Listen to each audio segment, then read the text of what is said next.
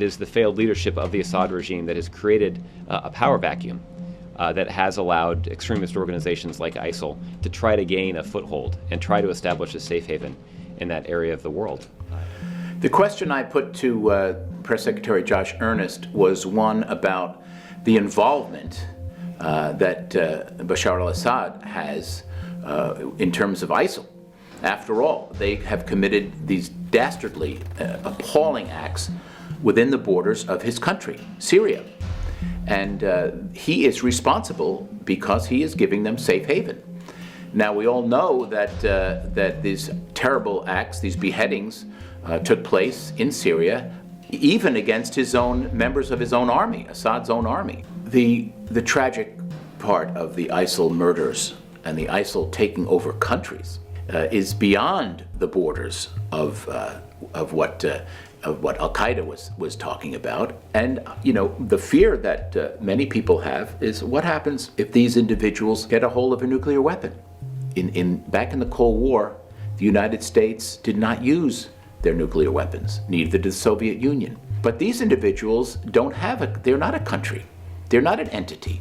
They don't have a capital like Moscow or Washington that could be obliterated.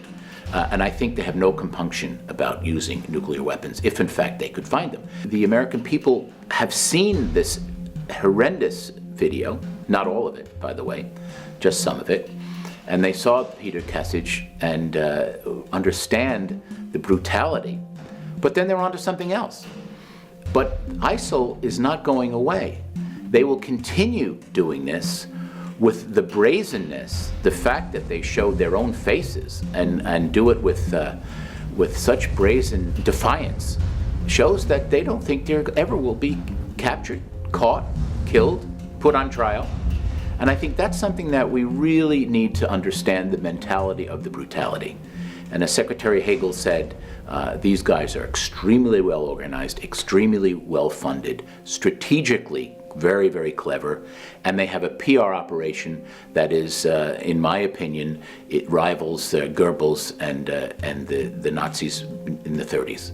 They are something that has to be reckoned with, because let's face it, not only do they want the end of Western civilization, they want the end of all civilization, and they will try as they can to make that happen. And if they ever get their hands on a nuke, there will be such an event that then the American people and the world community may in fact focus on it the way it needs to be focused on.